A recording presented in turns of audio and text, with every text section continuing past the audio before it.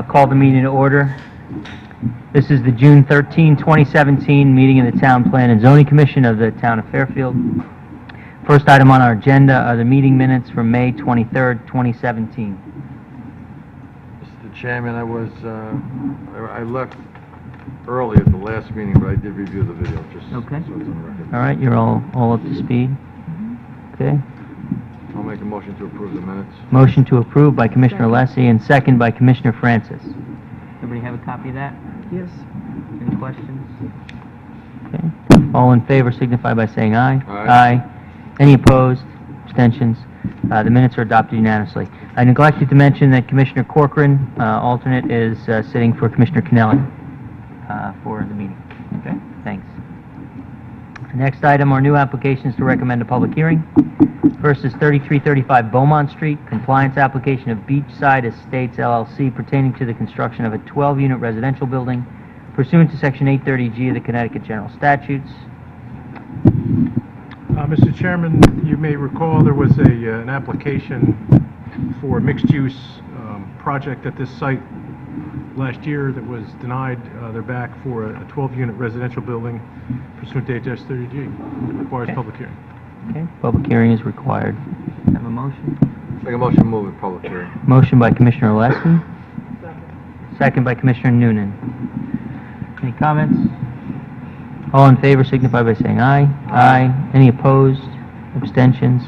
Move to public hearing unanimously.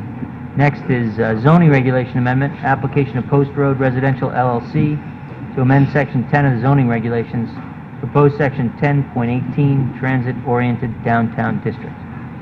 This particular proposal is going to join with item C, but it is a regulation amendment proposing a new section in the design residence district regs for greater density similar to what we have on Commerce Drive, married to special permit application. This is the former Knights of Columbus property on Upper Road, proposing jumping ahead, but they're proposing a 118-unit residential development that's predicated on the regulation proposal. Okay? Thank you. A hearing is required. Yes.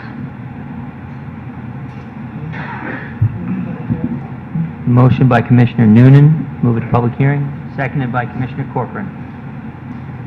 Any discussion? All in favor signify by saying aye. Aye. Any opposed? Abstentions? It's moved to public hearing unanimously. Next is 333 Umpqua Road, special permit application of Post Road Residential LLC pertaining to a 118-unit residential development in the design residence district. I have Nothing beyond further to what add. I already discussed. All right. Can I have a motion? Motion by Commissioner Noonan and second by Commissioner Corcoran. Motion by Noonan, second by Corcoran. Any discussion? Okay. Public hearing is required. All in favor signify by saying aye. Aye. Any opposed? Abstentions? Move to public hearing unanimously. Last one. 160 Carter Henry Drive, special exception application of Sloan Motors LLC to establish a facility for automobile sales in the Center Design District. This is the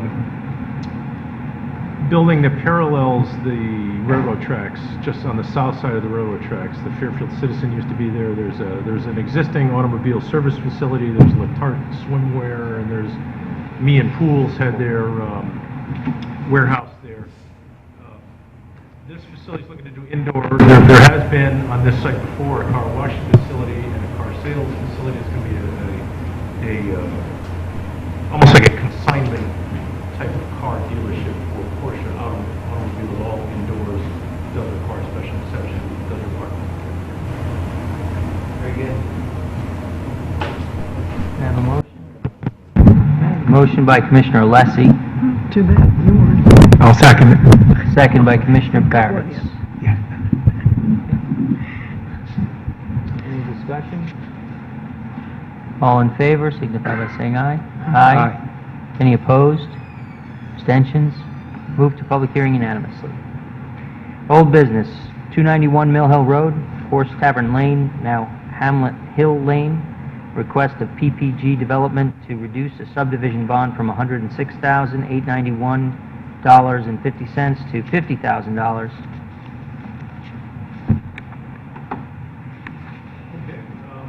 This was a 4-lot subdivision that dates back to 2008. There's a new street that's been constructed. One of 4 homes has been built.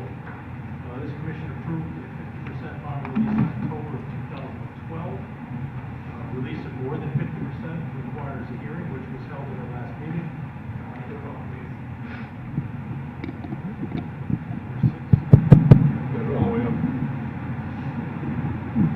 It sounds on when you fingered. There's new owners now as part of this development. They've posted a bond with us. They're seeking to reduce that sum as noted on the agenda, which is the amount that's calculated by the engineering department as the appropriate amount to maintain. Okay. Thank you. Can I have a motion? Oh, you got me turned way up now. Was there a letter from Laura Pooley? Let's get a motion on the floor first, and then we can talk about it. I'll move to approve. Okay, motion to approve by Commissioner Barretts, Oh, okay.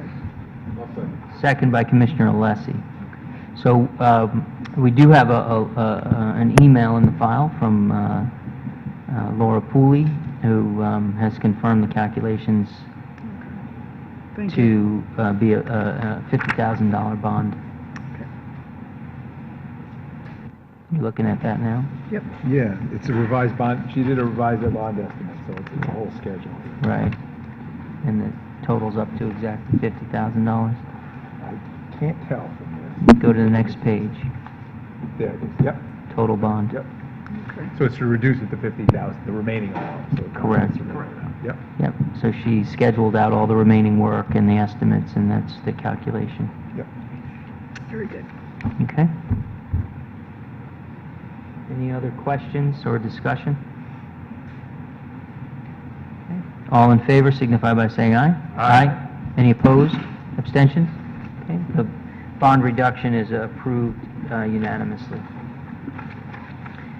Next item is 234, 248, 284 Linwood Avenue, special exception application of Linwood Avenue 1, 2, and 3 LLC to establish an automotive repair business in an existing building. Okay, this is the former Bigelow fuel property at the end of Linwood Avenue, which is in an industrial zone. The applicant seeks to change the use from an oil company delivery business to auto repair and towing. There are no changes to the site of the building proposed. The offices and garage bays that are shown on the plan are all presently existing. The ZBA reviewed this in March, granted approval of location as required by statute. That's a precedent for them to make a special exception application. There's already a 6-foot solid fence encompassing the entire area to be used. That's all I have, unless there's any questions. Okay. Thank you. Can I have a motion? Motion to approve by Commissioner Alessi, I'll second. second by Commissioner Barretts. Commissioner Alessi, any comments? Yeah, I have questions, especially for this. I have questions, especially for this commission, because Linwood Avenue had come up in a previous application that we just had, that there's being residential units on this house. So I want to see how the commission feels with the prospect, really, of cars being towed in and out of here in the middle of the night. That's what everybody's thoughts are on that. Good. Commissioner Barretts? Yeah. Huh? Go ahead. I think it could be relevant, but I'm not sure that it is, because that discussion, if I recall what you're talking about, Commissioner Alessi, was about the Thorpe Street application. Right. It's the one I recall. Yep. And we talked about like industrial properties where we have a zoning regulation that requires it to be a major collector road. Certainly Linwood Avenue does not qualify for that. And I believe that what was approved, which we approved in our minutes, had a connection to the Center Design District. So this, under our current regulations, you couldn't put a design residence district on Linwood Avenue. That's correct. That's correct. Yep. So your concern could be about the future, but under our current regulations, they couldn't do that. But I understand you say if there was going to be residence, then there would be an additional car dealership. But there already are quite a bit of, that Yeah. type of activity on that street. There's auto body and a Honda dealership, Honda service. Right, but are they kind of, my question is, are they limited to day hours or normal business hours compared to night hours, Mhm. considering the fact that we do have residences on that street though, don't we? We have some houses on that street? That was my only question. Yeah, oh, okay. Well, there are houses. There's houses on that street, but Oh, okay, I how see do we what you're want to saying. feel about? And there's but- apartments right on this property. On this property, as part of this application, There there, were 2 or 3 residential units on this particular site. Yeah. Mhm, Yeah. Beyond that, I don't know that there are that many. There may be one other beyond this, residential units there. It's industrial, it was used, it was an oil delivery company.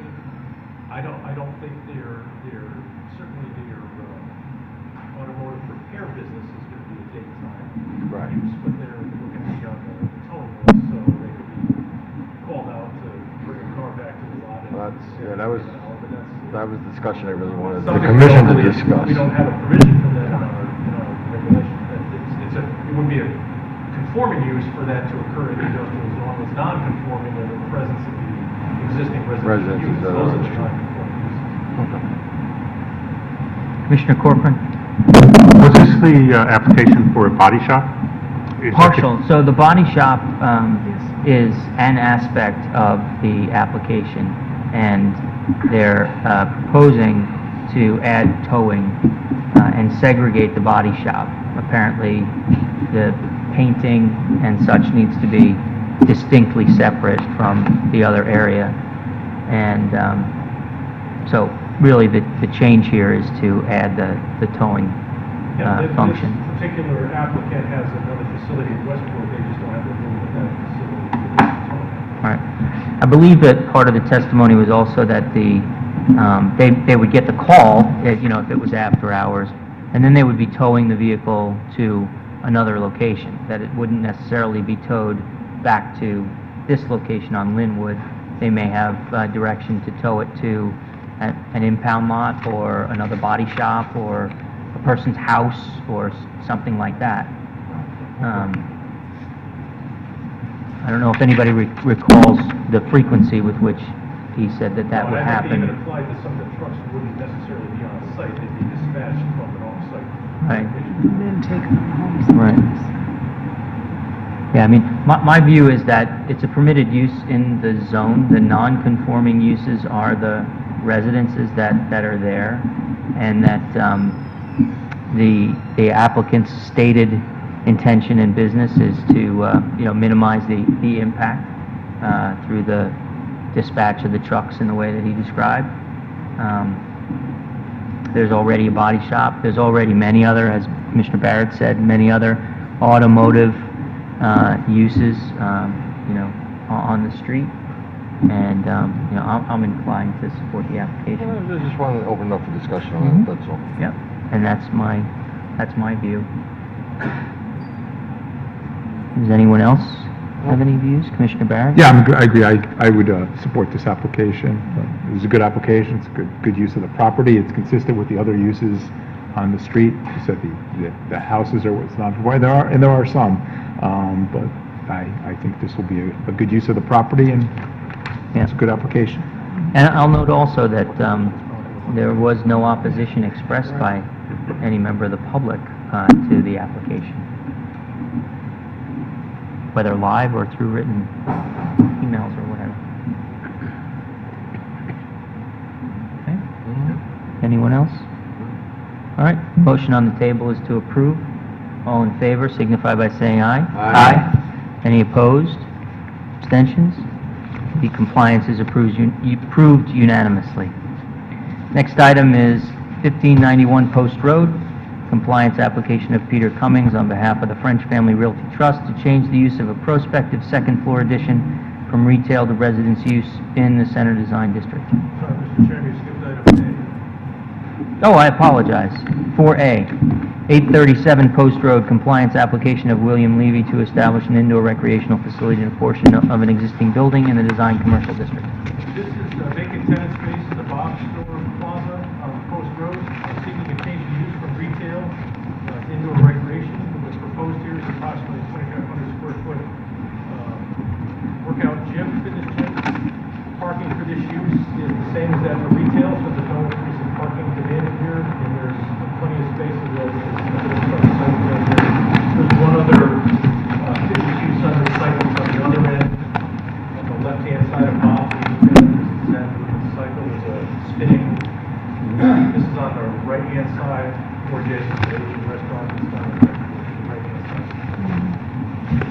just changing use from retail tenants to a business. And it complies in all, I mean, I didn't notice any anomalies, but it complies with all of our regulations. Yes, sir. Okay? Have a motion? Make a motion to approve. Motion to approve by Commissioner Alessi, second by Commissioner Ford. McAleese, I apologize. Commissioner McAleese. Okay? Good? Commissioner McAleese, any comments? No comments. All right. What kind of workouts are they anticipating? I couldn't really glean that from the letter, like what type of facilities? It's like personal training type of stuff, it's like weight room stuff. Okay. From the floor plan, I think they submitted. I don't think it's going to be, it's like, They have a sled track indicated. They've got some TVs on the wall here indicated. So they do, the Yeah. running machines and, that Okay, kind of. but it's more the personal training than, Yeah. Yeah, it's not the fitness edge. Okay. It's, you can fit probably 18 of these. Okay. Yeah. Okay, I just trying to see what they'll be doing there, Much 'cause- smaller scale. I think they'll have probably some of the same equipment, but at a much smaller scale. Yeah. More like, one-on-one personal training. Okay. Okay, any other questions? All in favor signify by saying aye. Aye. Any opposed? Abstentions? Compliance is approved unanimously. Next is 1591 Post Road, compliance application of Peter Cummings on behalf of the French Family Realty Trust to change the use of a prospective second floor addition from retail to residential use in the Center Design District. Okay, in October of 2014, this commission approved a special permit for a second floor addition to what is the Henry C. Reed and Son Jewelers building on the Post Road. The proposal at that time was for expanded retail use. The owner is now seeking to change that use of the proposed second floor to 2 residential apartments. They haven't built it yet. They're proposing the exact same shell and design of the building. What they're now seeking to do is change the use to it's about 1,500 square feet, so there's 2 just over 750 square foot apartments proposed. Parking for the second floor for 2 apartments would require 4 parking spaces. As retail space, that same area would require 6.4 spaces. So they're actually reducing the parking demand. There's 9 spaces shown on the site. It's the same shell and volume and exterior appearance of what was approved. Now they're just proposing to put apartments in there rather than extended retail space. Okay, thank you. I'll move to approve. Motion to approve by Commissioner Barretts, I'll second. second by Commissioner Alessi. Commissioner Barretts? That's a quick, I recall a bit about this application. There was a lot of discussion about this second floor use, and I'm just not familiar with, was it ever used as retail? They haven't constructed the second floor. They haven't even constructed it yet. One-story building. Right, They still got the one, approval in 2014 to build the second Right. floor with the idea that it was going to be an extension of the retail operation. so we talked a lot about how people were gonna get to the second floor, what they were gonna do. I remember it was, Mr. Fallon was the attorney, it was an extensive discussion. So when you say that it's reduced the parking demand, well, it's reduced from what was proposed and approved, but was never built. Correct. They have not yet built the second floor. They're proposing to keep the same plan for the second floor, but change the prospective use Right. to apartments. Yep. Sort of. The access is towards the rear parking area for the 2 apartments. And that was really a center of discussion, was how the customers were going to get to the second floor, whether they were going to walk through the alley or they were going to go through the back room and take the internal staircase. And from my recollection, it was around security and the safety of pedestrians. And so, with this, they have the parking in the rear, the access to the apartments, it looks like, in the rear. And so I think they've alleviated those concerns, frankly. I remember talking about, well, if somebody is browsing in the retail area on the first floor and they want to see what's on the second floor, how are they going to get there? They either have to walk out the front, down the alley, and up through the back stairs, or find a retail, a salesperson to escort them into the back work area where they could then take the internal staircase up to the second floor, and it was a little, Screwy. Yeah. I won't quite use that word, but, yeah. So this, to me, seems like an improvement to the overall plan. Mr. Chairman? Yes. I just have a question about the, I don't know what, I don't recall seeing this in any other projects with the photovoltaic panels on that rear incline. So do we have regulations about that in like on Post Road? I know it's back, the back of it is. We've got lots of solar installations on plenary roofs. That's going to be... It says it, but it doesn't show them in the illustration, so I wasn't sure if that's a definite, if it was an old note that was left on there, or... Well, that's what was proposed originally, so... Okay. I believe they're still proposing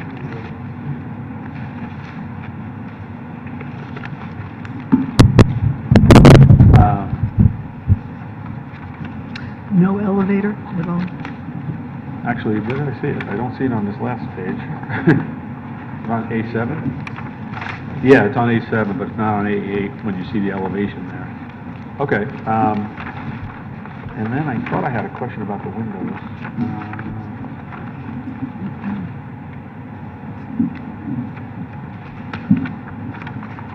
Oh, yeah, the A8, there's a rendering of the west elevation and a drawing of the west elevation. The drawing shows an extra single window, the rendering does not. I'm just curious which one, maybe the plan clarifies that. I didn't think to check the plan. Second floor. 1, 2. Yeah, the plan doesn't show a window in the bathroom for one of the units.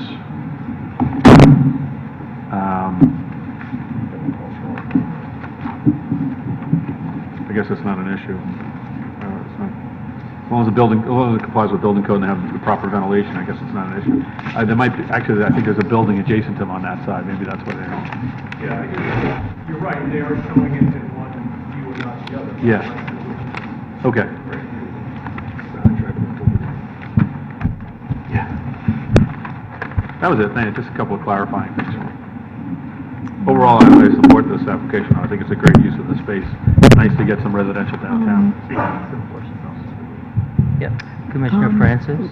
There seem to be an awful lot of windows on Post Road. It's nice. And no elevator? No elevator.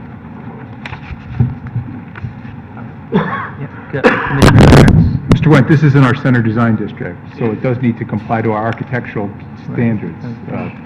Do we think that it does? I mean, I see one that I would actually question, that was related to Ms.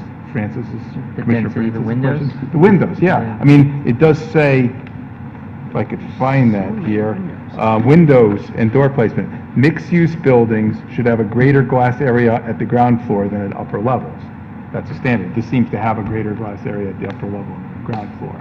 That's just, one example. I didn't check them all, but it does have to apply with architectural community design standards, doesn't it? We can measure it, it's probably pretty close. Okay. It's probably pretty close. The entry door, but I mean, and I haven't measured that, Mhm. we could. Yeah, okay. But the only thing I'll say to that is that this hasn't changed since what? We approved, okay.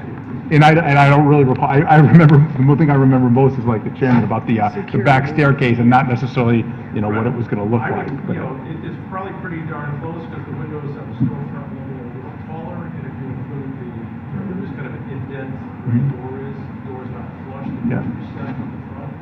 There's kind of- Windows on the But the side. last application was a mixed-use application. This application pretty much has changed now. That's So right, yeah. that has a lot to do with it right there. Yeah. It just doesn't seem that a tenant would want all that window space. I mean, there were reasons, I haven't gone through, Feel we like went a through like goldfish pages and bowl. pages of community design standards we adopted back in 2009 or so. Yeah. Just, if you're building something in the center design district, it has to conform, that's all. I don't know what the measurements are. Okay. It's a direct answer. Okay. I don't know. I mean, is that something, so I didn't, I have to admit, I didn't go through all those. I didn't either. I just know when Commissioner No. Francis said there's a lot of windows. I It checked. inspired my Can I memory. make a suggestion that we table this?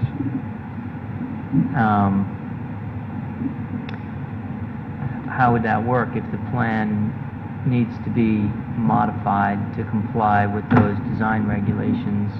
That's not an issue, if you've got time under the application, if you want to measure it done, and if that warrants a revision to the window size. Yeah. I mean, we have Commissioner McAlee's question as well with respect to the windows on the plan and the renderings. I would presume that they, the site plan aspect of the application would control, but that may not be the case. We can certainly get further clarification. What about the revisions to the plans? There's no, if that's warranted, we can get, first of all, get the calculations, if that warrants a revision, they can submit the revision. Right. And the signage, the new signage, like on A7, they're proposing a new sign location for first and second floor tenants. Well, it's going to have to change because they didn't have second floor tenants, and they don't have second floor right now, so it's going to have to be a new sign. So they're not proposing a sign plan with this application, they would come back with the sign plan. Right, okay. All right, well, what do we want to do here? The motion, I can't remember who made the motion. I think I did, Mr. Barrett.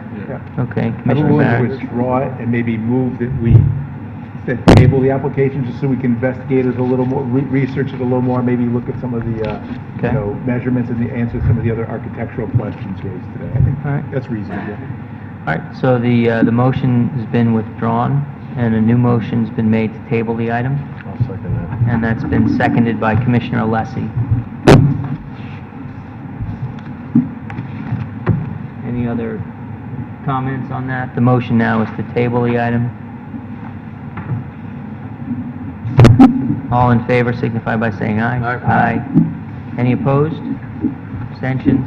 All right, the matter is tabled unanimously.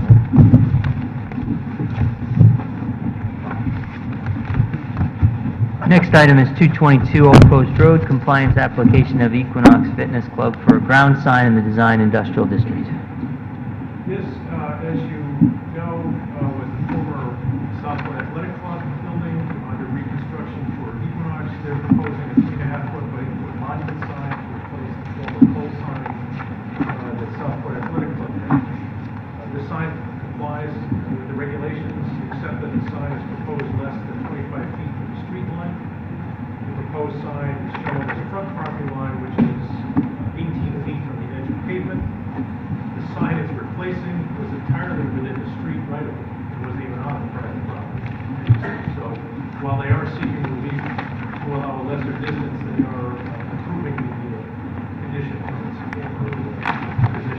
It's only got a strict 25-foot street line setback here with the sign well parking.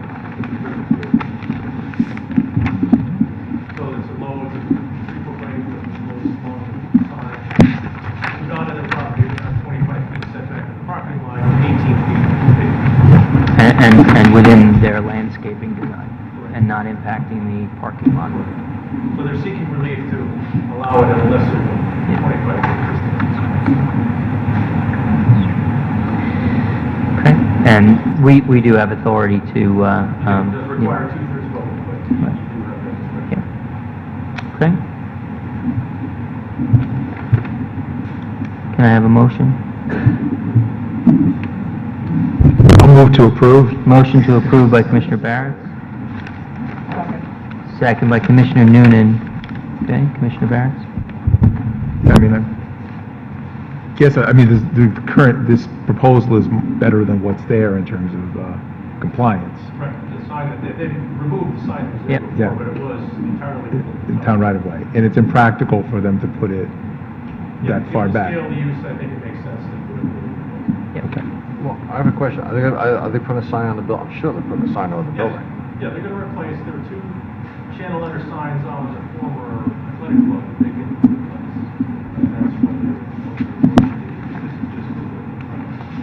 grounds. I don't know, I mean, we're pretty tough on some people when it comes to these distances, so I'm not willing to approve this. I mean, you know, we've given other people a hard time in this town, and we're pretty strict to our regulations, and we pretty adhere to that 25 feet, so, I mean, there's gonna be an Equinox sign on the back, there's gonna be an Equinox sign on the building, people doesn't know it's gonna be Equinox, so I'm not inclined to approve this application. Okay. You know, I do agree with you that as a general proposition, we hold very firm to our regulations with respect to, you know, letter sizes and size of sign and, you know, channel lettering and all of those technical requirements, but we do grant some, you know, just leeway we have with respect to the 25-foot setback from the street line on monument signs. I'm thinking about the Walgreens over on Kings Highway. I think we originally denied that. No, we approved that. We approved it because it was a tricky parking lot, and in order to place the sign where the regulations would have required, would have impeded on the parking lot, and it was on the corner, and so, you know, they came in with a proposal that was still on their property, but 25 feet seemed to be excessive in that circumstance. And I'm remembering other instances as well. Not to mention, this showing 226, is the address 226 or 222? 226. Yeah. So, you know, it would effectively eliminate their ability to have a monument sign at the street. You know, I think that those types of signs are helpful for folks to navigate and to see the, you know, the entry and find the place. It is an improvement from what has been there for decades. Removing of this, you know, the sign that's there in the public right of way, and now it's on their property in a landscaped area. You know, I think on balance, I can support this. Commissioner Barron? I kind of think all the arguments I've heard so far are valid, really. We are tough on signs, very tough on signs, usually, and we don't allow non-conforming. The exception with this 25-foot rule, the way I remember it, usually if it's not only impractical, like we don't really, whether they kick us up, but just sometimes if it's like better, this would have been those cases where they had an existing sign, they took it down, and they're putting up a new plan, and they haven't taken it down yet. The new plan is actually less non-conforming. Right. I mean, in this case, they've already taken it down. But in a lot of cases like that, where we used to be this close to the roadway, and now we'll be back far, but we really can't go back 25 feet because we'll be like in the building or something, you know, something like that. It's just impractical. So we've granted some leeway, but Commissioner Leslie's right. We are tough on signs, and they will have a couple of other signs. So, I mean, maybe both those the- arguments are correct. Yeah, no, absolutely. Maybe the compromise is to make it a smaller sign, right? I mean, the size of the sign is intended to What, be they got two other set signs? off from the road by 25 feet, which means it needs to be a little bit bigger. Maybe the compromise, and it's a smaller lot, you know, so maybe the compromise here is that it is a smaller sign overall. How do you feel about that? No, honestly, I don't think we should grant that. I think Equinox is gonna have plenty of signage, and everybody's gonna know where Equinox is. I don't think they need this. I just don't think they need it there. I mean, we're not talking like a small war office where they can't, and, you know, something like that, or, I mean, Equinox is gonna be a big presence in this town. And I do agree that the signage that they're gonna have on the front of the building and the side of the building is And on gonna the be back seen. of the post Yeah, road. right, it's gonna be seen from the post road, and it's gonna be pretty visible. And it also is you know, it's 2 stories, it's not like it's a, you know, you can't see I it. tend Commissioner to, Francis? I agree with Commissioner Leslie. They've got a lot of signage, and it's a small club, it's not a Walgreens. Mhm. I think he's right.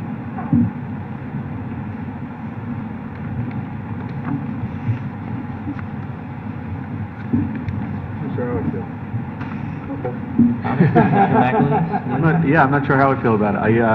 At first, I thought it was, I liked the look of the sign, I liked the graphics, I thought it was interesting, but now Jerry's sort of persuaded me a little bit.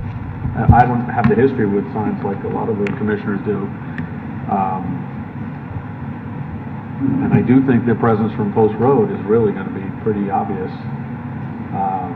To me, that's really, even though it's not the front of the building, that's what people are going to be seeing driving down Post Road, and that's what's going to be catching their eye. So I think I would be inclined at this point to agree with Commissioner Alessi on this one. Okay. Commissioner Corcoran? I agree with Commissioner Alessi also. I don't think there's any hardship here in not being able to put it within 25 feet. I mean, if there were another case where it was the only place to put a sign, but as long as we have the other signs, I don't see the hardship.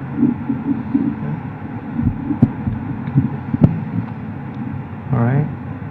Any other comments? Questions? So the motion on the table is to approve. So a vote in the affirmative here would pass, and a vote in the negative would deny. Okay? All right, all in favor signify by saying aye.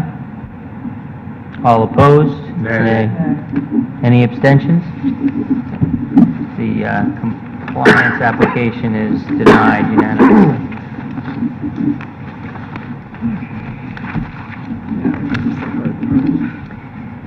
Next is 201 Blackrock Turnpike, compliance application of Bigelow T for a ground sign in the design commercial district.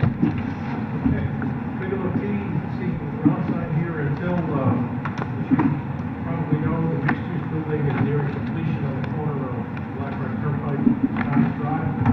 Before that building was built, the Bigelow site was pretty clearly visible from the that intersection. That sign now reduces the use, so they want to sign up by the driveway, which they have. They're proposing a 6x8 stone monument in Park State face. Whole setback is near the front property line, would require an exception from the commission to be less than 25 feet. They do have a picture.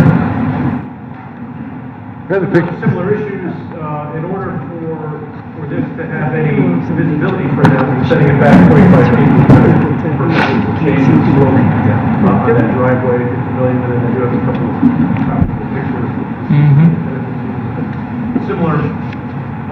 Similar issues that we just looked at, the sign complies in all respects except its location. Do we have a picture of this? Do we have a picture of this? Oh, okay. Where's it gonna go? It's like, can't really tell. No, where is this gonna go, sir? On the left of their driveway?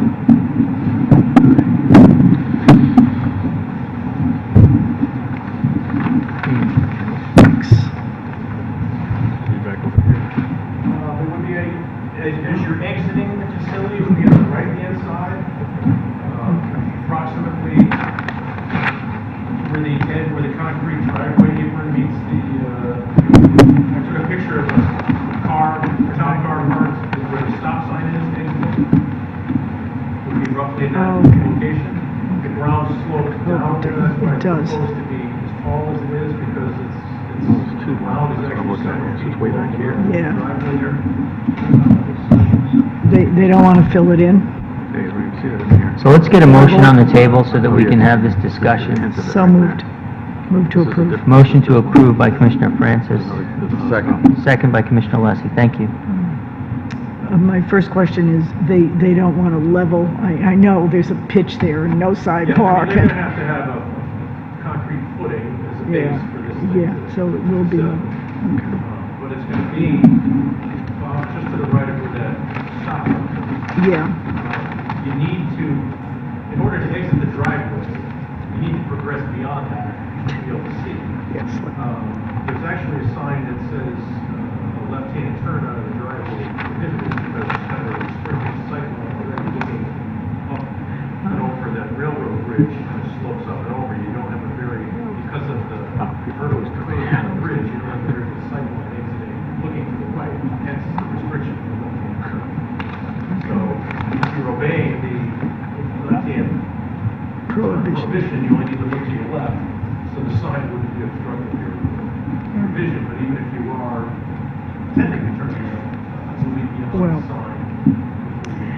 this is a major corporation, and I feel there are reasons for this. They've lost their visibility with Abbey Road, so I can see why they would need an exception. I would support that. So, Commissioner Alessi, second. I was going to say, next. based on my last argument, a previous sign, I'm going to deny this application as well, too. Okay. Commissioner Barrett? Yeah, I actually see a difference here. I kind of agree with Commissioner Francis so far. They did lose their sign. This is also a different, I mean, our regulations may not make a distinction, but this is a corporation. I say major corp. For Fairfield, it's a major corporation.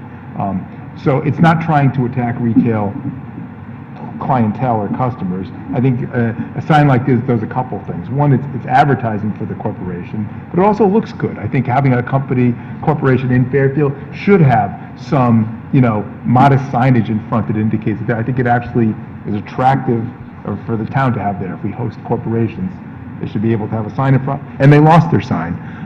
There should be something to show where that is, and if they don't have that right now, it's replacing that, unlike the health club, where, you had some signs on the building.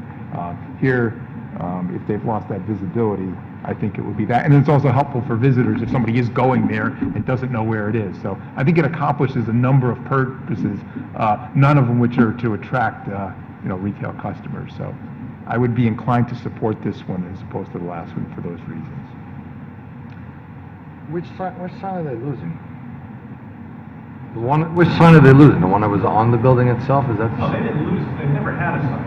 They never felt they needed one because you could see it at the intersection. Now that mixed-use building, at the intersection, you can't see the building. Block out the sun or block out the building. Right, the sign on the course building. there's Commissioner Corcoran. Well, first of all, I think that the new building does block the sign. So it's not the same as Equinox where you can see the sign when you're driving by. You have to be right on top of it. And so this would be useful. In looking at the drawing, I'm not sure what I'm looking at here. Is this a photograph of something that exists? No, well, Well, yes and no. It's not the best depiction. What they're proposing to do is basically, it's kind of a half drawing, half photo. It's Photoshopped. It's intended to be a stone monument within which would be embedded a carved slate. So will the letters be colored as they appear to be here? I think they're just going to be black. I don't know that there's going to be. Well, they're not going to just be carved, though. They're going to be somehow highlighted. Well, they're proposing to have like garden lighting on it, so I would imagine there'd be some contrast in color. Garden lighting, was that shining from the bottom, you mean? Well, either or. Or what? Either from below or from above. Okay. And then, Well, up at the top left, is that the address, 201? Yes. And it's really sort of not lined up with anything like that? I mean, is this really the plan? Not for nothing, Bigelow should give a better rendering than what they presented here tonight. I mean, it Really? it This is. is like a small dry cleaner, which is the application we Okay. received tonight. I mean, in fairness, I mean, Commissioner Corcoran, you framed the questions, I think, very politely and, I think incisively. Of course you did. But, they're gonna have lighting. Is it gonna be up lighting, down lighting? How's that gonna happen? I mean, there are a lot of questions. So, Mr. Chairman, if I Yeah. may, we'll tag on to that. I wonder, the plot plan we have doesn't indicate the colored photos we have. I haven't been out there in a while, I've been past it many times, but I actually haven't stopped and walked that corner. But this one in particular, from the bridge back toward the site, that looks like a very significant slope. And as it is, this thing is drawn at 8 feet above grade, an 8-foot tall stone monument above grade. But I think, 8 feet, you're barely clearing the curb if you're looking at this. So I'd like to see some kind of what am I looking for, like an elevation or something, show what the elevation is at the base of this thing on that slope, and then, you know, that'll give us an indication, I think. Like, it looks like it's gonna be where that thinner tree is, and you're not gonna see much of the sign, especially if the name's down as low as it is on this wall. So a better drawing would really be helpful.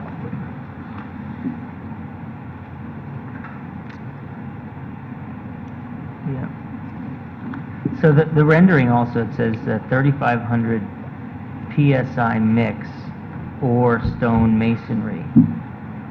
Is the sign going to be made of stone as well? No, they're depicting, I believe, So, there's like a rate. yeah. I agree with you, it's not the best. Do we know what the sign is going to be made of? It's gonna be a stone face, slate, carved, but I don't know whether, performance question, whether the letters are going to be something engraved, whether.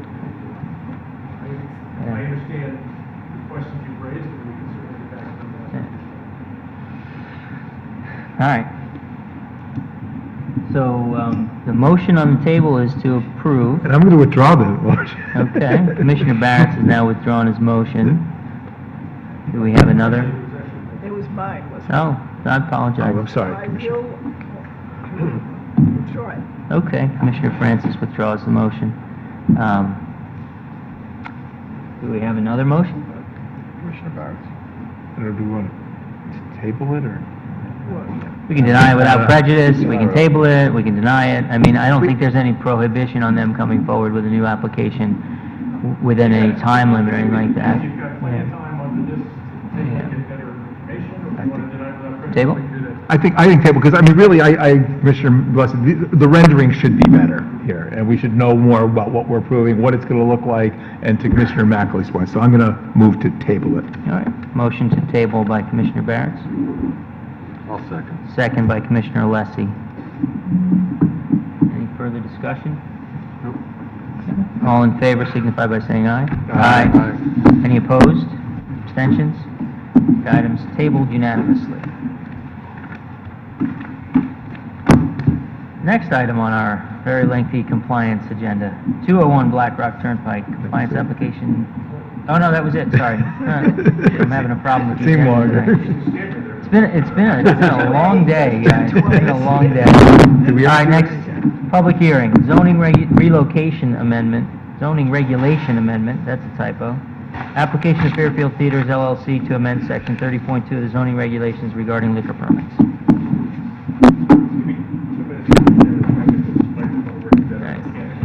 All right, adjourn for 2 minutes.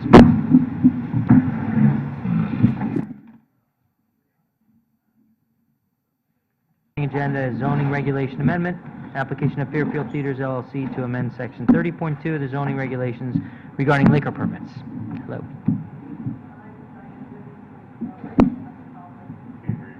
I think the mic must not be on. Mike's dead. Is the power button on? Is the switch on? Is that Max?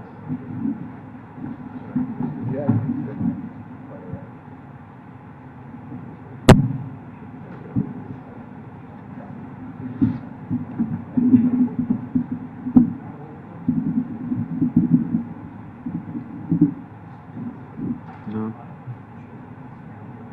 No, I don't think it is either.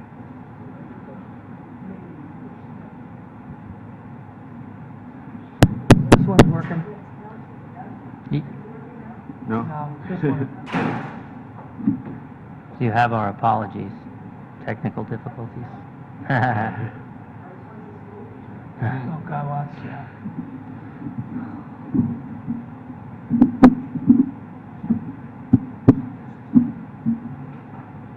Jim, this one down here is working. You want ours? Just get it. Not working until I touch it.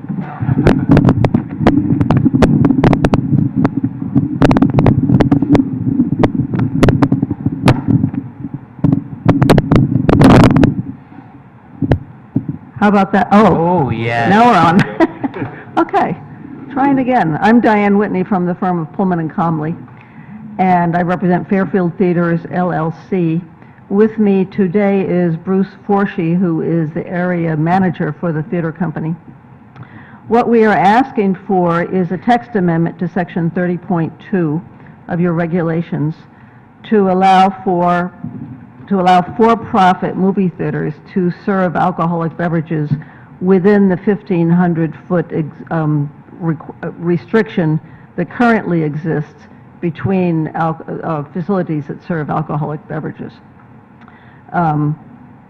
So it's a small amendment, and I know you have the text that we're asking for. My understanding is that this change will only really apply at the present time to one facility in Fairfield. So although what we're asking for is in general an amendment to your regulations which would have general application throughout town, the reality is today it would only apply to this one facility. So I would understand if you have questions about the specific facility, and if you do, we are prepared to answer those questions. Mm-hmm. So, why would this not apply to Fairfield Theater? I believe that is it would apply to our current theater, which is at 40 Blackrock Turnpike. The community theater, rather. My understanding is that they are in a different category and are already exempt from this regulation. So my next question was, why for-profit and not simply movie theaters? Well, that's why, because we understood that the not-for-profit theaters, this restriction didn't apply to them. If in fact it does, or if you'd prefer us to take out the for-profit, that's fine. If you wanted to just read movie theaters, that would be fine with us. We were told that it didn't apply to not-for-profit theaters, so that's why it now says for-profit theaters. Do you recall, was that from staff? Is that, we can talk about it another time, I guess, but... The state Connecticut Liquor Control Division makes a distinction between for-profit and not-for-profit theaters. There's a theater permit available for not-for-profit theaters, but not for those that are profit. I see. Yep, okay. It's a distinction that the liquor control makes. I see. All right. Question? I have a question. Alessi. I have a question for you. How is this going to benefit the residents of Fairfield? Well, it's my understanding from this company that more and more people are expecting to have a drink when they go to the movies, and that in fact many of this company's theaters, and they have many theaters, are already serving alcoholic beverages. And I was reminded when we were preparing this application, I'm on the board of Hartford Symphony in Hartford, and now you can buy a drink at the Symphony and take it into the performance area. Yeah, I see that benefit in the theater more than it does the residents, but what I also see too is Saturday afternoon, a Disney movie's playing and a couple of other movies are playing, and I see some young kids buying 2 or 3 beers or whatever, bringing them in. They're getting more rowdy, coming out more rowdy, maybe leading to more DUIs late at night in town, leaving the movie theater when his family's out there as well too. So I don't understand what the benefit is to the residents of Fairfield by serving alcohol in the movie theater. Well, first of all, if it's a kid, they won't get that drink. No. They, this company's policy is to card everyone who appears to be 40 or younger. No, I'm not saying 17-year-olds. They could be 21, 22, 23-year-olds. Who can also get a drink at the ballpark. No, or I agree. the local cafe, or any number of places. No, I know. I agree with that too. And sometimes those places, people get rowdy and people get thrown out.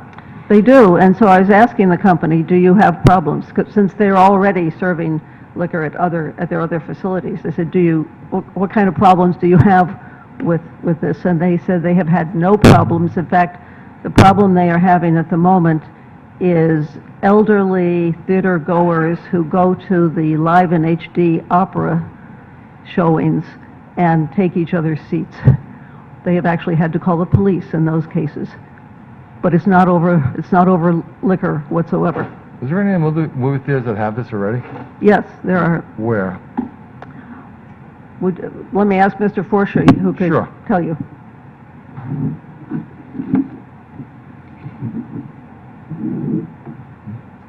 Good evening. Good evening, everyone. My name is Bruce Forshee. I'm area manager for National Amusements, and the Fairfield Cinemas is one of the locations that I cover. To answer your question, I've worked for the theater company, this same theater company, for almost 30 years. In my territory, which covers Connecticut, New Jersey, and New York, we have 3 locations within my jurisdiction that serve alcohol in theaters. I think the newest location is about 5 years old. The oldest location is over 15 years old. And we, Which one, where are they? Yeah, What where are the are they? locations? the 3 that are in my area are all in New York, 1 in Westchester County and 2 on Long Island. I'm sorry, 1 in Yonkers, 1 in Westchester, 1 on Long Island. What are the Westchester. theaters? Holt, excuse me? What are the theaters' names? Where are they located? Sure. Island 16, Multiplex Cinema Deluxe, that's in Holtzville, New York. Multiplex Multiplex Cinemas, Cinema is in where?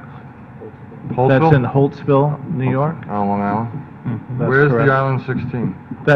It's Island 16 Cinema Deluxe is the full That's the name. one name, that's Okay. one name. Oh, Yeah. Island 16 Cinema Deluxe. Okay. Correct. Okay. Then there's the Ridge Hill Cinemas in Yonkers, and the City Center 15 in White Plains. Those are 3 in my territory that I can attest to.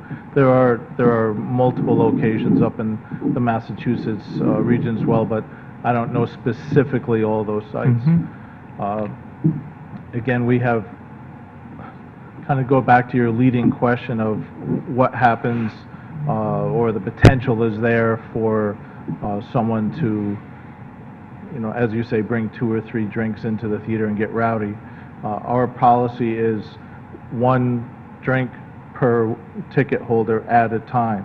So even if you're 2 guys going to a movie, or husband and wife even going to the movie, wife wants to hold the seat while the husband goes to the bar and gets a couple of glasses of wine, we won't sell that person 2 glasses. Both parties have to be there. Both parties get carded. Once the transaction is complete, there are special cups that are different from any of the other cups that are served. And people primarily are going to the movies to see a movie. But our competitors have been doing this for a number of years and are expanding their program, and we're just trying to stay competitive with the market trend. Our competitor has that option. We both have the same movie available to us, to them. It's an option, just like someone going to the concession stand, they have an option to go or not to go at all. They have an option of menu items to choose from. We're just simply expanding that option to make it available so that we actually can be a more viable business. That's the benefit to the community, is as our base shrinks and shrinks due to competitors, there are fewer and fewer patrons that may go to the cinema. By having this as an additional option, it can be, we're hoping it's proven to be an attraction to select our theater over a competitor. Commissioner Barrett? Yeah. This is my question for you now, and then I think I have a question for Attorney Whitney. Are there, I mean, I understand the ones in your territory, but they're in New York. We're zoning commissioners, we like to visit. Are there any, even if it's a competitor, you could point to in Connecticut that we could maybe take a look? You're just trying to see the I know it's not your theater, not your Right. company, but do these exist in Connecticut, and where? Do you know? My understanding, but don't hold me 100% to this, but my understanding that there's a Bowtie Cinema that is in the state of Connecticut that is putting in a cafe with alcohol sales. Okay. But I don't know specifically which one, to be honest, but This could be, I mean, I understand you want to, you're conscious of your competitors and trends, but if there's none in the state of Connecticut, then There's none for us to Well, this is- reasonably visit. I understand your point. In a broad sense across the country, this is a trend that is spreading. So we want to stay at the curve or ahead of the curve, instead of being the last person on the block, so to speak, because sometimes that last person on the block doesn't make it. Questions? Mr. And Chairman? I know that we're, Oh, go ahead. you sure? All right. What are the hours at which the alcoholic beverages are served in the other theaters in your jurisdiction? Whenever the theater is open, operating hours are typically the same. We have two locations, two of those three locations when it is quieter, meaning when schools are in session, they may not have that facility, that portion of the facility open until about 4 o'clock in the afternoon through the time the box office closes. But typically, when we're in full swing during summertime and when most people are off, anytime that the theater is open, from the time the box office is open, let's say at 12 noon, to approximately 10 p.m. In the evening. Are there any hours open in the mornings, like, for a matinee at 10 a.m. or something like that? At a few locations, there are. At the Fairfield Cinema, only we've had some school rentals for special occasions that they may make an arrangement where, of course, even the concession stand is often not open if the school doesn't want it open. Yeah.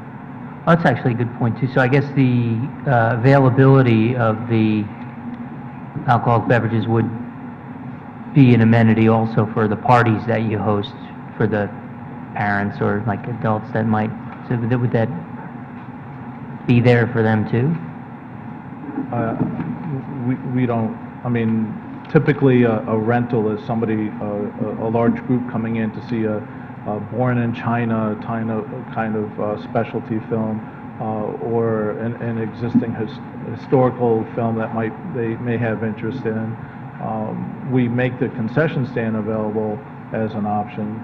I certainly don't think we would be offering, because of it being a school group, which is every rental that I'm aware of have been school groups, they wouldn't even be of age, obviously, to partake in that. So. No, I'm thinking about the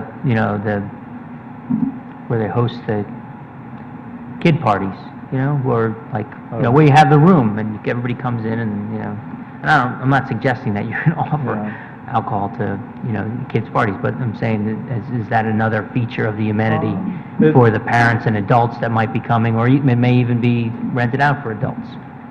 Again, I suppose if an adult is going to the theater and if there was alcohol available and they were Could be. within the right, they could be. Got it. All right. Commissioner Noonan? Thank you.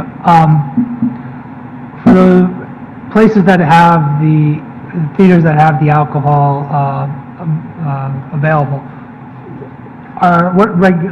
what authorities, are there any regulations on the theater? Does the state liquor, I'm not sure if New York and Connecticut are so similar to make this comparison, but is it like a bar where the state liquor board will have regulations, monitor things like that?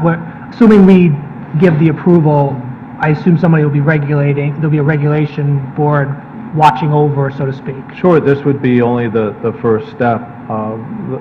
The state of Connecticut has that authority to issue, and we would follow their regulations just as in New York.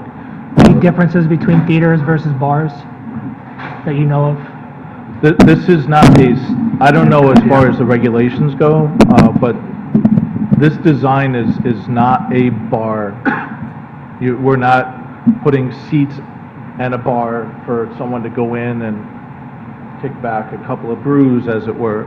This is, I have a ticket to the movie, I feel like having a glass of wine while I'm watching XYZ movie with my husband, wife, or by myself, and they get that beverage go through the process and go and sit and see their movie. And- More like a sporting event than in a bar, then? More of a... More like a sporting event than a bar? Yeah. Okay. When the alcohol is purchased and brought into the theater, you mentioned that there are different glasses, I take it, so you can differentiate what's alcoholic and non-alcoholic? Correct. Is there somebody in the theater watching just to see if it's being passed off? Our current process is we have regular patrols through the auditoriums, and we actually have available in the sites where alcohol is served, it's a small night scope, so you're actually, a person can be standing near the screen looking back at the audience, and you can see very clearly. Okay.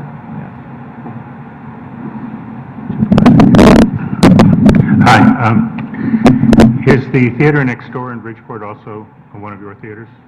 Yes, it is. And are you applying for this for that theater as well in Bridgeport? It actually, to my knowledge, has been approved already, and application process is underway through the state of Connecticut. That location, for your information, is being marketed for sale. So, it's not like it may be a sold property. That's all. Commissioner McAleese. Pass the mic here. So will these, any drinks be sold at the regular concession stand then? I can go up and get a soda for my kid, popcorn, and a beer? Or do I have to go to a separate spot within the theater? At this time, the process is, it would be part of the concession operation. Okay. So you could actually order as part of your normal concession order. Okay. Could I butt in a minute? So, I actually have floor plans and photographs, Oh, yeah, we'd That love would to be see helpful, that. yeah. which would help you understand how it's going to be run. So will the people at the concession stand be trained to know if a person's already intoxicated to give them another drink or not? Yes, there are training processes that take place with all You of can just those hand them off and employees. we'll pass them down. Just put the stack. Thanks. Yeah, I mean, my recollection of the last time I was at that theater, which is not that infrequently, is that the kids behind the counter, are kids.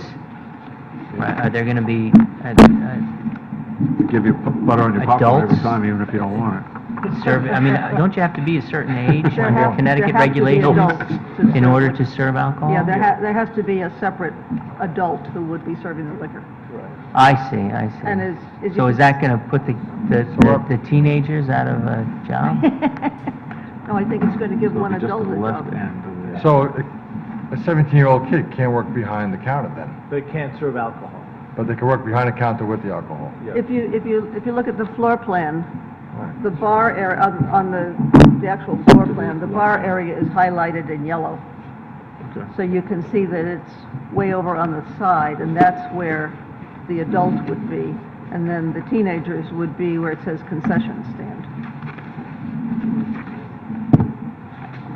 And so I would go up in the middle where I normally would get my popcorn and soda, and I would say, I'd like a beer too, and the teenager behind the counter would then say to the adult at the bar, I need a beer over here. No, And then- they would be directed to that area. You'd have to go around to the area that's marked bar.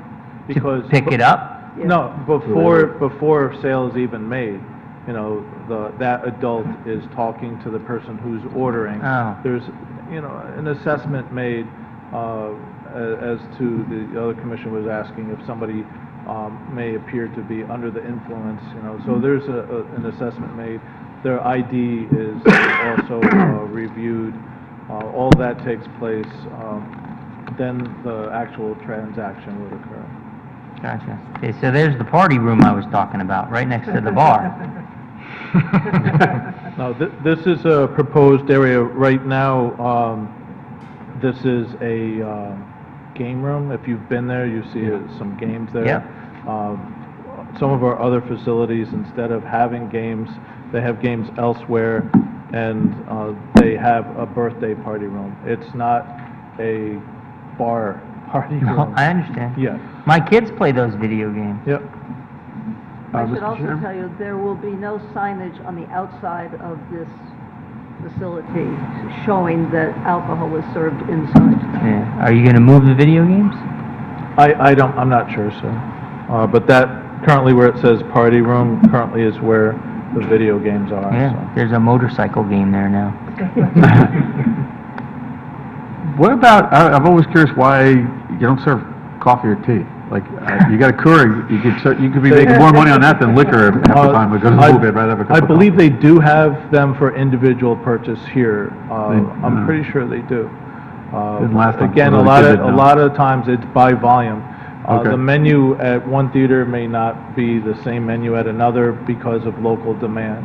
And in the past, they've tried brewing pots of coffee that it didn't make it. I don't know about this location. There are many locations that have individual, not quite a K-cup, but something similar to. Okay. Anyone else have any other questions? I think so. Thank you very much. Oh, I do have one, sorry. This location also has that other, I don't even know if it's ever used, I've never seen it open, the other concession stand down the hall. Will there be one of these at that as well? No. Just this one primary concession stand? Correct. Okay. Thank you. Okay.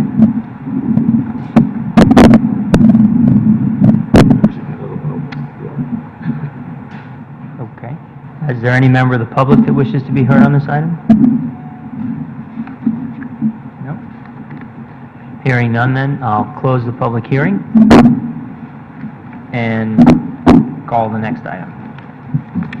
1073 North Benson Road, special exception application of Fairfield University pertaining to the construction of a utility building in the AA zone. Good evening, members of the commission. For the record, I'm John Fallon. I'm pleased to be here tonight representing Fairfield University. With me tonight is David Frassinelli, Associate Vice President for Facilities Management at Fairfield University. Mr. Richard Polvino, our architect, who's a principal at SLAM Collaborative, who prepared the plans that you have, and Mr. Walter Jobst from the Huntington Company, who is here to answer any questions you might have about the site plan or the site engineering. I confess that I think I know a lot of things, but one day Mr. Frassinelli called me up and he said, "We want to construct a chiller plant on campus." And I said, "A chiller plant? Sure, I've done a lot of those." But obviously I didn't know what a chiller plant was. So I said, "You got to make me look smart, David. I've got to submit a statement of use, so can you tell me what this is all about?" And of course, I submitted this statement of use under my name, but I confess it was all the good work of Mr. Frassinelli, who really does know the genesis of this development. It is laid out in the statement of use, but I thought rather than me regurgitating the statement of use, which was basically material he would provide me, he had provided me, I'd ask Mr. Frassinelli to give you the overview of the genesis of this, what's involved, the benefits that it will be derived for the university and our students. And at this point, I will call on Mr. Frassinelli to do that. We have a couple of boards. We are handing out, Mr. Corcoran has them, reduced copies of those boards, so you'll have those. And as is the university's policy, we obviously have vetted this project with our neighbors. We had a couple of meetings just to accommodate everybody's schedule, to make them aware of it, and we were pleased with the constructive dialogue that I think is indicative of the overflow cloud here tonight. Mr. Frassinelli.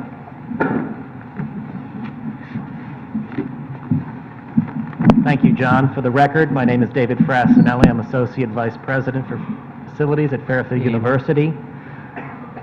I do want to thank John for suggesting that we propose air conditioning after 3 days of 93-degree weather. Yeah. It seems timely. As noted in the statement of use. We are proposing to build a central chiller plant in our quad dormitories, which are located on the northwest corner of our campus. These dorms are traditional 1950s block and brick dorms that primarily house our freshmen and sophomores. As you progress through Fairfield University, you move from these traditional dorms to larger apartment-style dorms, many of which are already, in fact, air-conditioned. So this is the quad area. You can pull that microphone. Jim's like, no, don't touch it, don't touch it. If I break it, I bought it, right? Okay. Please, we need a new one. So to help orient you, these are our quad dormitories, and out here is Round Hill Road, and here is Carroll Road, College Park and then Carroll Road. We are currently under construction in this location for a new sophomore dormitory. So to locate this dorm, we've located it in pink, and it is attached to Regis Hall. I had mentioned that these buildings are circa 1950s. They were built with heat only. Around 2001, Fairfield University installed a central heat loop which serves all of these buildings as well as some buildings that are not shown on here. And that heat loop was designed as a dual temperature loop, meaning it can run both hot water for heating and chilled water for cooling. And that plant is served by two locations. There is a central heating plant here in Jogues Hall and another central plant in Loyola, which typically we have not been using. We have been using Jogues Hall for the heating. So as I noted, we installed a underground loop for dual temperature, but we also, as we renovated the dormitories, installed fan coil units to provide the heat that were also designed for air conditioning, which has to do with the size of the coils and the cooling. The reason why we are desiring air conditioning compared to the days when I was in college, air conditioning has become less and less of a luxury and more of a necessity as we see more and more students coming in not only with food allergies but also asthma and special conditions. These students typically apply to the university and say, gee, I need air conditioning in my room. This poses a significant problem when one student has air conditioning, the next one doesn't have air conditioning. In fact, we've had some students and parents try and bypass the system and bring their own air conditioning and install it.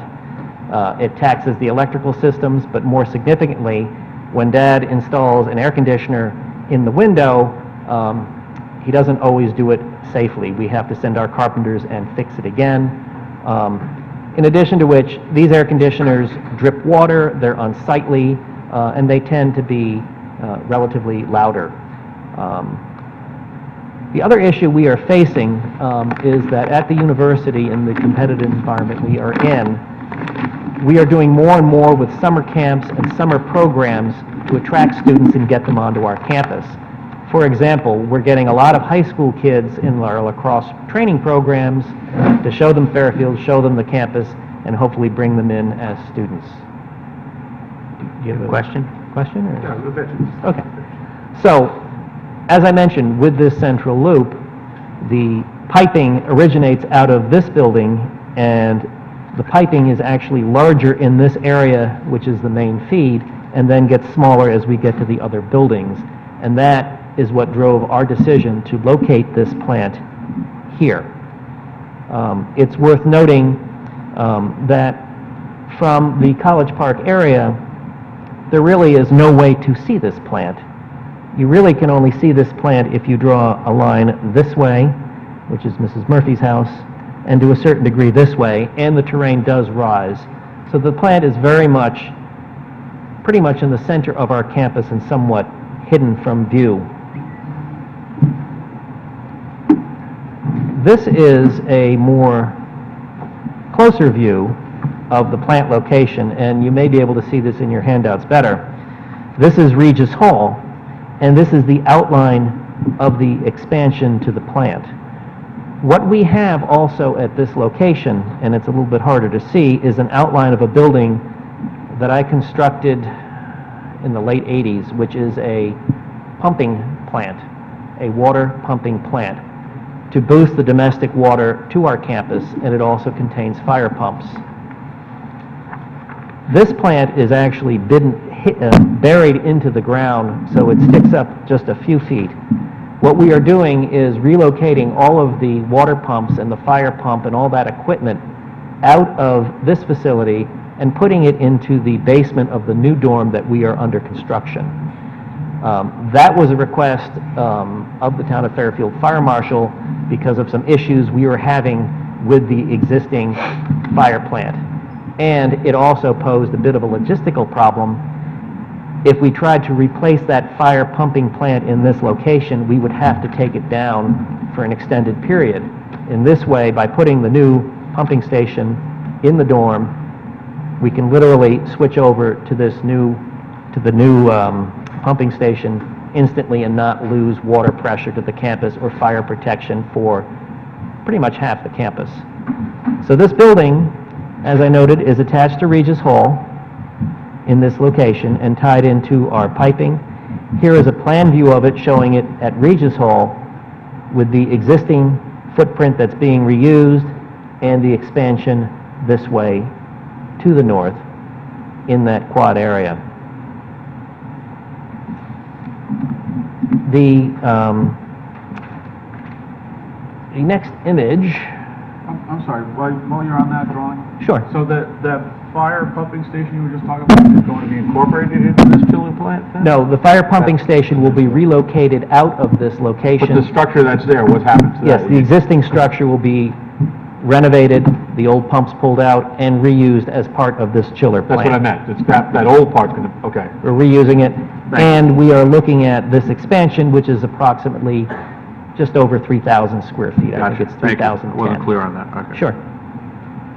Commissioner Barrett? That's not clear, you know, 'cause I'm using air conditioning, I usually think of ductwork and units. How does this chiller work? You explain the technology, like what's in the buildings? How is the heat and the air conditioning delivered to the units from this water, this chilled water? So what we're looking at is the heating plant will remain in Jogues Hall, which is this building here, and tied into the loop. Heating plant run during the heating season.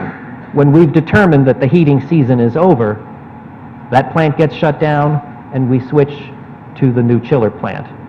In this building, we will have 3 traditional electric centrifugal chillers, each at about 250 tons, that will create chilled water, as you would find in an air conditioning situation.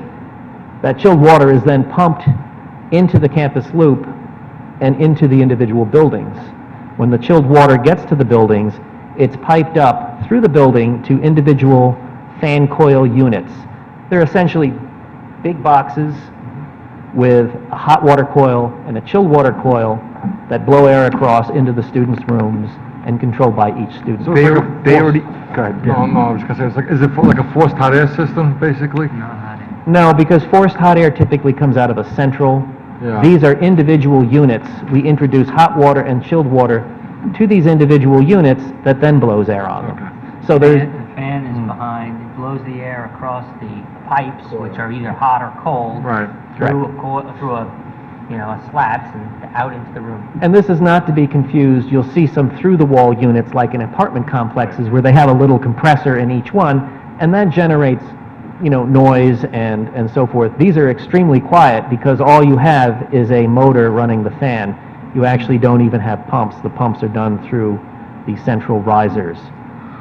And each room has its separate thermostat to control Correct. the individual fan? Each room has its own fan coil, and it's actually kind of interesting on move-in day, which is usually in Labor Day weekend. It's usually hot, and the parents are fiddling with the knobs trying to get the chilled, cool air. And There's none. I said, in a couple of years, come back, we might be able to get some cool air for you. Your question? Yeah, Commissioner Leslie. And, I'm sorry. Look, you may want to keep this in your pocket for now, I don't know, but is this like something that is just temporary for the next couple of years and you have a long-range project since these dorms are 1950s? Or, I mean, is this just a temporary fix for right now for air conditioning? We don't believe so. We believe that this is really going to be a permanent fix. For example, the new dorm that is under construction is essentially using the same technology of fan coils that provide heating and cooling. They're modular, they're easy to repair, they're easy to swap out, they're not particularly complicated. It's a better system, and a traditional heating forced air system requires extensive ductwork and all the things that go with that. Thank you. Any other questions? Okay, thanks. Looking at the first floor plan, maybe somebody else is going to address this, I don't know. Are those currently student rooms, student bedrooms on that existing dorm, on the, whatever this is, the ground floor, I guess, the first floor? Like A101? May I walk Yeah, over sure. and take a look? These are all Correct. rooms? Those So- are rooms, and so I believe a couple of this these is are a going to laundry. be right adjacent to this chiller plant? Pretty That much, is correct. Except for the gap? Yeah, let me put up this elevation. I think that'll That'd be great. put it in perspective for you.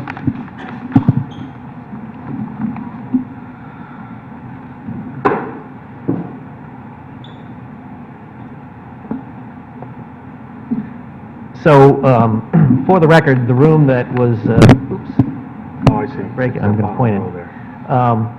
is in the northwest corner of Regis Hall at the ground level, which would be this room here, Okay. and the plant is adjacent to it. The rooms on this floor have windows facing to the west, outward, and the plant would be next to it and somewhat.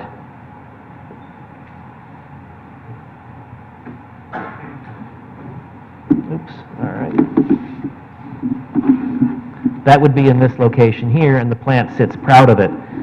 Minimal windows on that side of the building. The orientation is to face to the west.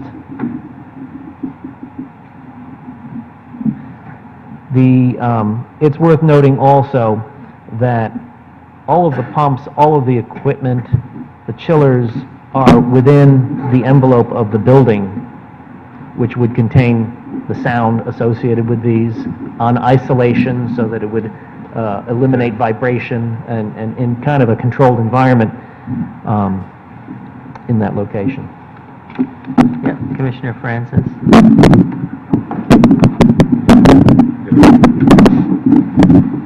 Now, does the student, you said you're going to do hot for a while and then cold. Does the student have any control over the temperature in his room? Or is it a university decision whether we're having air conditioning yet?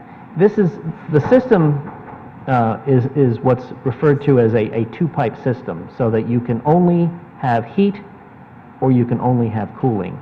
So there will be shoulder seasons where, particularly April or May, where you can get some... Some days it's freezing and Right. some days it's roasted, just... Right. So we typically, and it's an issue, quite frankly, with the rest of our campus as well, our other dorms that already have air conditioning for the most part are two-pipe systems, so that you either get heating or cooling. We err on the side of caution in terms of, if you anticipate that you could have some cold days, as you would in April, you stay in heating mode. In the month of May, we believe that we're pretty much beyond the really cold weather, and at that point we will switch to the cooling mode. So while they have control over the amount of heat or the amount of cooling they get, they do not have control over what they are getting heating or cooling. That is a university decision to switch the system over. And, and as you might It was imagine... very hot and then it rained for a week and we were all cold, And it And would it be, was it would be May. no different if, we shut the heating plant down, as we would in the summer. Is it perfect? No. In the ideal world, you have the ability for both heating and cooling, and I can assure you, you get an extremely hot day in April, we get complaints, why isn't the air conditioning on? And our answer is we haven't turned it on yet. You know, I think that what you're going to find in those shoulder seasons, while you may get a hot day, you're not getting the kind of heat and humidity like we've had this week, 93 degrees and super high humidity. This is also, you know, particularly concerning if you've had a summer camp and you've had kids out there sweating and doing their thing and having their Gatorade. You know, they're supervised, but I think it's important at night to be able to give them a little bit of relief from the heat and the humidity. I have an egress question too. In that hidden corridor, Yes. is that a fire egress window at the top of this little set of stairs there for the residents? This is a stairwell. What we're doing is pointing at the north side of the building, and it is egress corridor number 103. We will be maintaining egress out this door and down this sidewalk to the exterior. Okay. Thanks, David. Any other questions? Ms. Brasnelli or any of our consultants here? No. Very technical application. I think I made a wise decision, whether you to present. Why'd you come? Keep water. But, you know, in essence, it's very consistent with what you've seen us doing, and with your good help and collaboration, which we deeply appreciate. It's the university trying to engage projects that will provide and enhance the student experience. Yeah, this is technical, but meaningful and good, environmentally efficient air conditioning. It's needed. It's a welcoming thing for all the reasons the state gave me to put the statement of use and elaborated on tonight. So we would very much appreciate your attention and approval of this application when appropriate. Yes, Mr. Alessi. Commissioner McAleese brought up a good point, and I didn't see it, so maybe you can answer that question. The fire department was okay using it as an egress. There was nothing in code review minutes or Yeah. anything like that, or any issues there? Correct.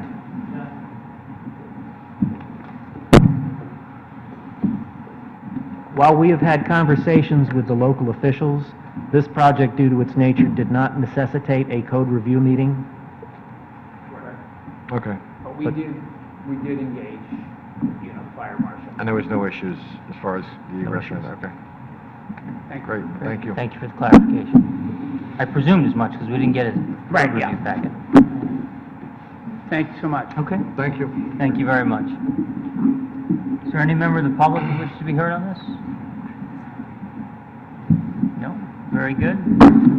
I will close the public hearing, and no other business, right? I'll adjourn the meeting. The microphone works perfectly now.